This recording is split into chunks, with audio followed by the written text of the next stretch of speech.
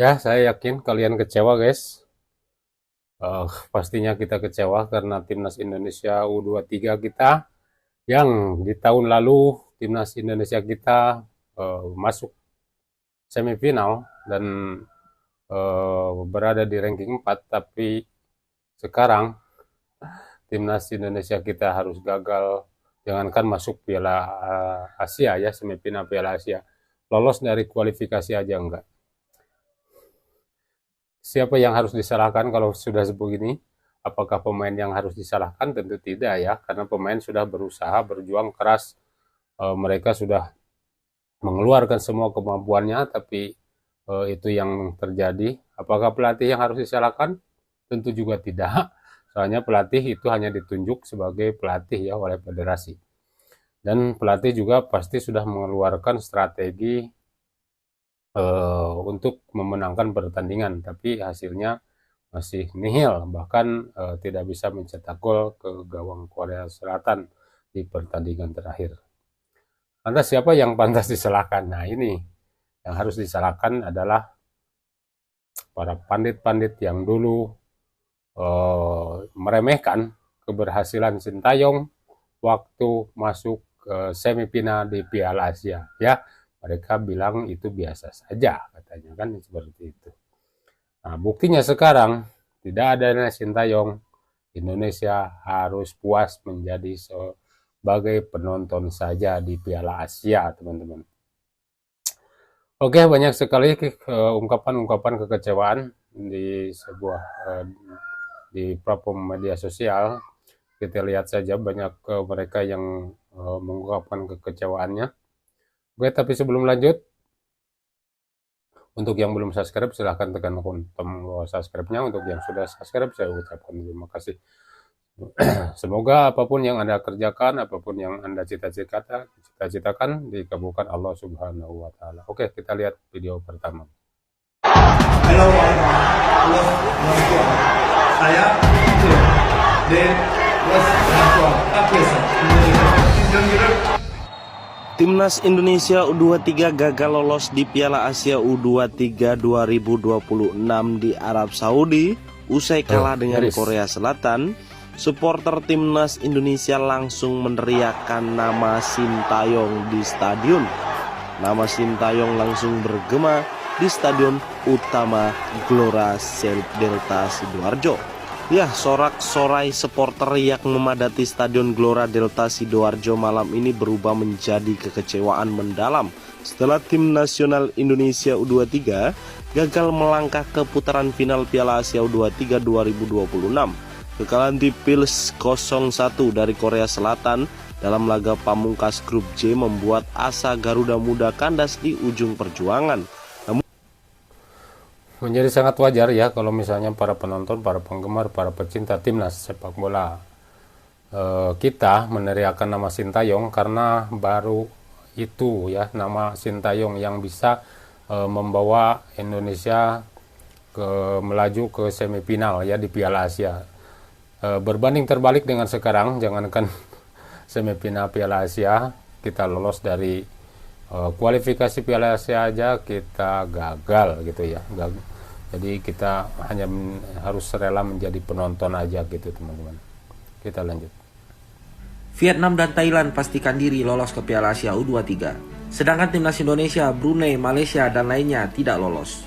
Yaps, inilah klasemen akhir dari kualifikasi Piala Asia U23 tahun ini, di mana khususnya untuk negara ASEAN yang berhasil lolos ke Piala Asia adalah Vietnam dan Thailand. Sedangkan kita yang statusnya semifinalis, peringkat 4 besar di Piala Asia tahun lalu, harus menerima kenyataan pahit yaitu gagal lolos ke Piala Asia tahun depan. Inilah yang namanya penurunan. So sekali lagi selamat buat Vietnam dan Thailand yang udah menjadi wakil dari Asia Tenggara untuk berjuang di Piala Asia U23 tahun depan. Kalau menurut kalian gimana?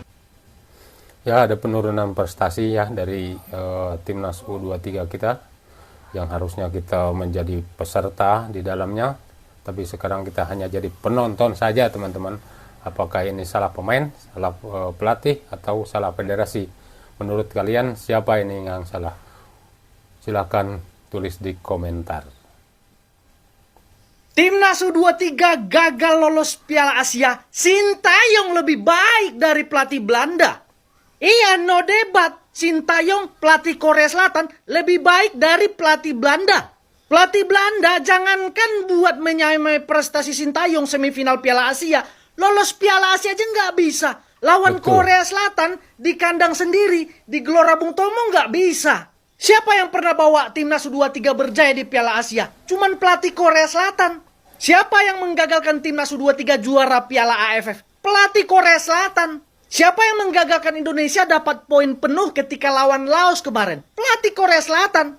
Siapa yang menggagalkan Indonesia lolos Piala Asia Januari tahun depan?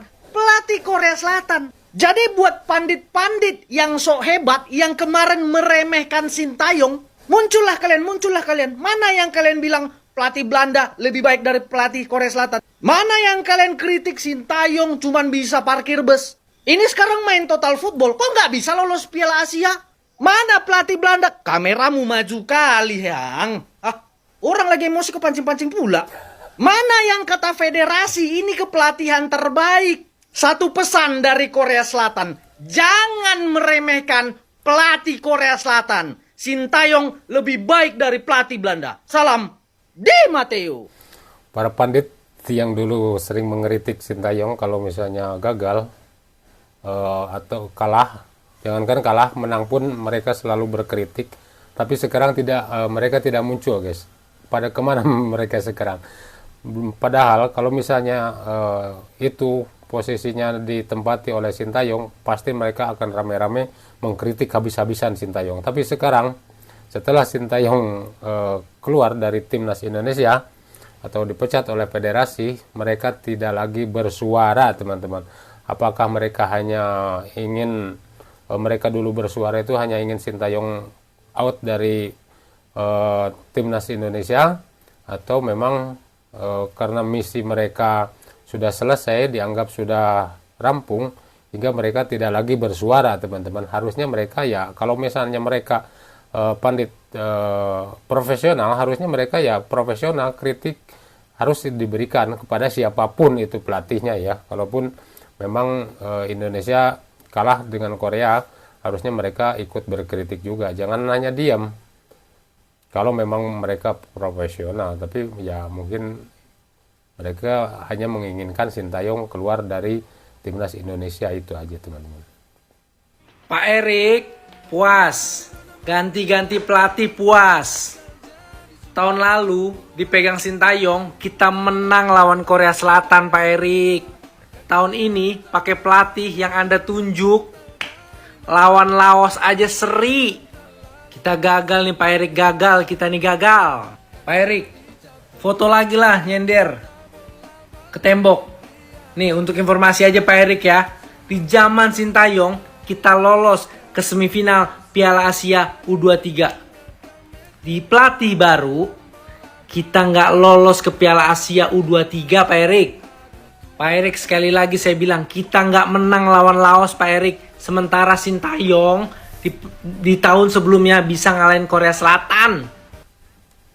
Betul ya, kita mungkin belum cocok kalau untuk total football ya. Kita harusnya strateginya seperti yang diterapkan oleh Sintayong. Ya, karena total football itu akan cocok kalau misalnya stamina, fisik, postur tubuh itu udah kayak orang-orang di Eropa, mungkin cocok ya kalau misalnya diterapkan di Eropa sana, di sana. Tapi kalau misalnya postur tubuh terus kekuatan fisik belum seperti itu, ya mungkin strategi ala-ala Sintayong itu lebih baik mungkin diterapkan di Indonesia seperti ini, seperti itu mungkin kali ya. Kalau misalnya menerapkan total football seperti yang sekarang dipergunakan oleh para pelatih Belanda, itu sepertinya kurang cocok untuk di timnas Indonesia, teman-teman. Ya, kalian sadar gak sih sama mereka bertiga ini, guys? Mereka bertiga ini adalah orang-orang yang sangat mengkritik STY. Nah, sekarang timnas U23 kita gagal lolos ke Piala Asia. Mereka nggak ada, guys, yang kritik. Pas zaman STY, U23 itu sampai ke semifinal. Mereka kritik habis-habisan. Kemana mereka bertiga ini kira-kira? Indonesia U23 gagal lolos Piala Asia U23. Saya ulangi, Indonesia U23 gagal lolos Piala Asia U23 karena pasalnya timnas Indonesia gagal meraih poin melawan Korea. Semifinalis tidak lolos Piala Asia, bos. Pertanyaannya gimana jalannya pertandingan? Apa aja yang bagus dan apa aja yang kurang? Mari kita bahas, boy. Sebelum kita masuk ke starting line up-nya, boy, gua izin bertanya dulu nih. Ini komentator tuh dibayar berapa sih? Sampai harus memuji hal-hal yang nggak harusnya dipuji? Korea dibilang kehabisan stamina babak pertama, coba. Kembali line up 4-3-3 diturunkan oleh Gerard Van den Berg, di mana Korea kali ini bener-bener cerdas sekali menurut gua. Mereka tahu Indonesia butuh gol, ya mereka nunggu aja di belakang dan melakukan transisi secara cepat dari skema counter attack. Kembali 0 shot on target. Kembali Hoki Caraka start di pertandingan kali ini.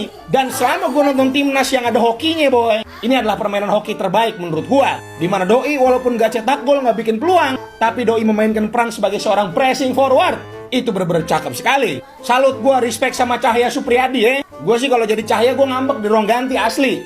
Terus gue ngomong kayak begini, tega lu temen-temen, tega lu, bener-bener tega. Dan keputusan ganti Struik langsung di babak kedua, gue sih nggak paham asli. Dimana menurut gue yang harusnya diganti langsung di start babak kedua, itu kalau nggak Arjuna ya Hanan. Tapi malah Struik yang diganti, nggak paham gue. Kembali berkali-kali kesalahannya fundamental. Kontrol passing movement. Latihan di klub sama di timnasnya sama di SSB-nya belajar apa sih? Van den Berg punya plan B di sini. Awalnya main 4-3-3, di babak kedua pakai 2 striker, tapi tetap nggak ngerubah keadaan. Jens Rapen bagus bang, Jens Rapen bang, buat ganti oleh bang, round 4 bang. Terima kasih. Dah ya boy, saya udah malas untuk membahas ini. GG buat determinasi dan kerja kerasnya buat Garuda Muda U23. Kalian semua nggak salah, pelatih nggak salah. Gua di sini yang salah karena ekspektasi gua kegedean kayaknya ya. Kalau menurut kalian gimana boy? Coba tulis di bawah ya. Terima kasih banyak pada foto maksudnya. Bye. Ya, kalau misalnya Cahya Supriyadi tidak tampil baik, nggak tahu udah berapa gol yang berserang di gawang timnas Indonesia U23 ini. Untungnya Cahya Supriyadi tampil begitu bagus, dia menyelamatkan gawang sebanyak beberapa kali itu untuk menepis atau menangkap bola di areanya. Untungnya Cahya Supriyadi tampil Spartan ya. Alhamdulillah setelah Indonesia dibombardir oleh Korea, Cahya Supriyadi menjadi tembok terakhir di pertahanan Indonesia. Saya tidak ingin berbicara tentang kualitas pemain atau berbicara tentang taktik pelatih. Yang saya ingin pertanyakan adalah, di mana Bung Toel? Di mana Bung Toel? Biasanya di momen-momen kayak gini, dia tuh berisik banget. Di era kepelatihan sebelumnya, Indonesia menang aja, dia berisik. Apalagi kalah. Nah, sekarang, di mana beliau? Mana Bung Toel? Ayo Bung Toel.